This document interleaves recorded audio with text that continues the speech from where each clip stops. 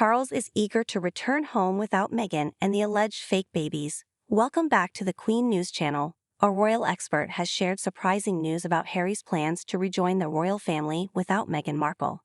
According to a journalist from a renowned UK news agency, who is privy to early press releases from PR companies, Harry has discussed this matter with Nicholas Sums, Charles's trusted advisor. The same journalist also asserts that Meghan's starting point in her negotiations to permanently leave is a demand of £100 million. Meanwhile, inside the palace walls, the dilemma of explaining two invisible children and the alleged fake pregnancies continues to trouble the royal family.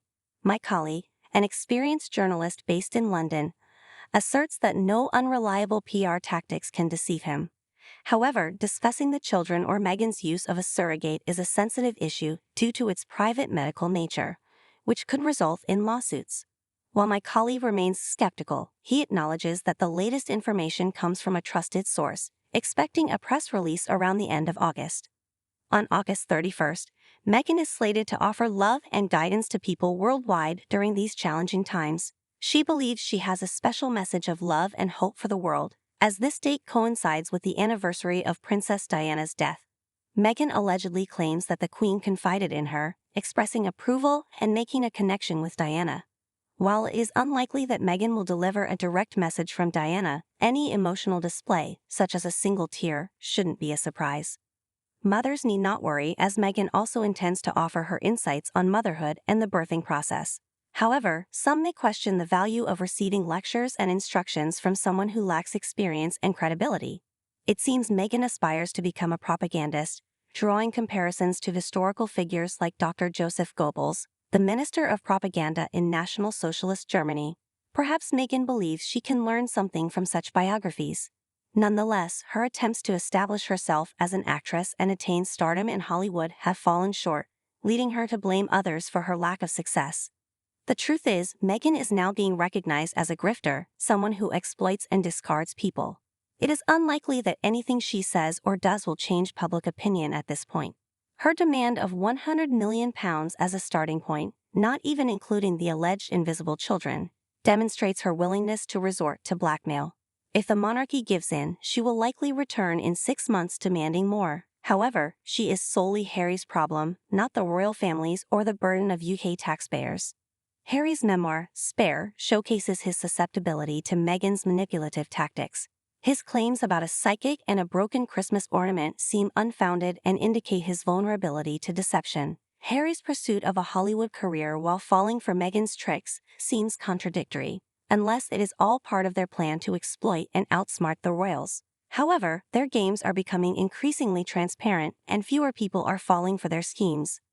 Regarding the invisible children situation, the palace could easily deflect blame onto Harry and Meghan, explaining that an issue arose, leading to DNA verification.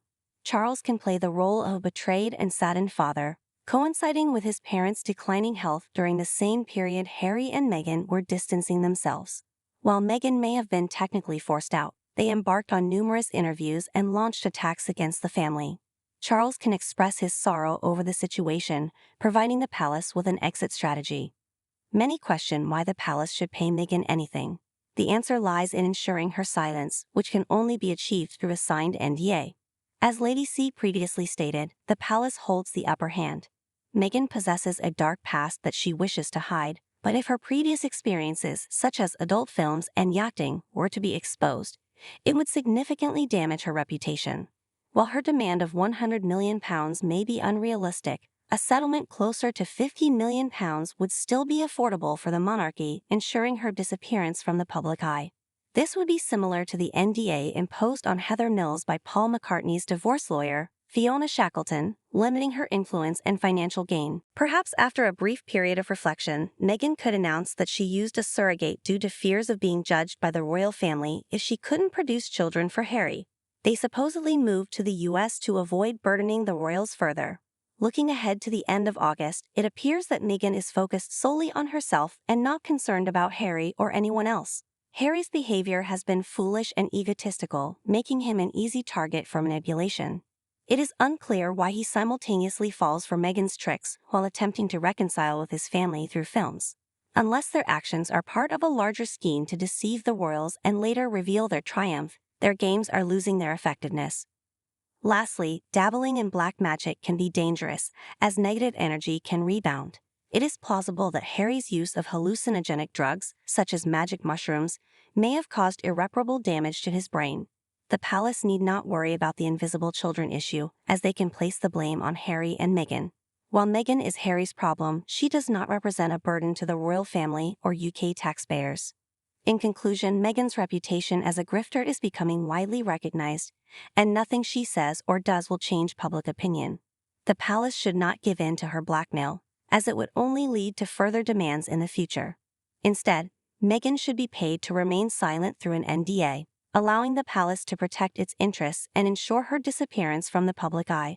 Meghan's true nature is being exposed, and it is unlikely that she will receive a significant sum from the monarchy.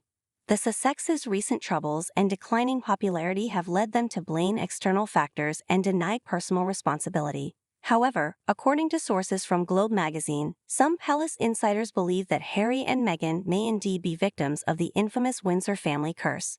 This curse, said to have tainted the bloodline since Queen Victoria's reign, allegedly results in disastrous marriages and the emergence of scandalous individuals like Prince Eddie, suspected to be Jack the Ripper, and the controversial Prince Andrew. Queen Elizabeth's late husband, Prince Philip, took the curse seriously and received warnings about it from his aide, Tom Lascelles. The curse's origins can be traced back to 1849 when the British Army seized the Koh-i-Noor diamond in India, bringing its alleged curse back with them. Legend states that the diamond must only be worn by a woman, and any dynasty led by a male ruler will face misfortune. The Sussexes claim that their misfortunes, including the pandemic, the Queen's passing, and bad luck, are the cause of their business problems and plummeting popularity. They lost their Spotify podcast deal due to the content's perceived inadequacy, and rumors of marital strain have surfaced. These developments align with how Prince Philip believed the curse operated, with every Windsor victory being offset by a corresponding defeat. Meghan's dissatisfaction and sense of entitlement have been evident. She reportedly dreamed of marrying Prince William during her teenage years, and many online sources have been purged of information about her previous relationships. It is clear that Meghan idolizes William and harbors resentment towards Catherine. However, despite Meghan's efforts, it is Prince Harry who remains committed to her, and their relationship seems strained. Meghan's inflated ego, combined with her lack of natural beauty compared to Catherine, creates further tension. If Harry were not a member of the royal family, Meghan likely would not have shown any interest in him. The notion that she wanted William instead is fueled by her past behavior and rumored romantic interests. Meghan's constant attempts to be the center of attention, her disregard for protocol, and her lack of respect for tradition have caused numerous problems during official visits to Africa and Australia. She seems incapable of truly loving someone else and appears to view the relationship as a means to modernize the monarchy and challenge the Queen. Meghan's inability to appreciate and follow rules, her disruptive behavior, and her lack of manners have made her a divisive figure within the royal family. Ultimately, Meghan's dreams of becoming the top figure in the monarchy have turned into a nightmare, and she only has herself to blame. Her romance with Harry is perceived as contrived, lacking genuine affection. The couple's problems stem from their inability to accept and adhere to established norms, and their behavior has only exacerbated their declining popularity. It remains clear that Meghan will always be second best, as she failed to appreciate the true nature of the monarchy and the expectations placed upon its members.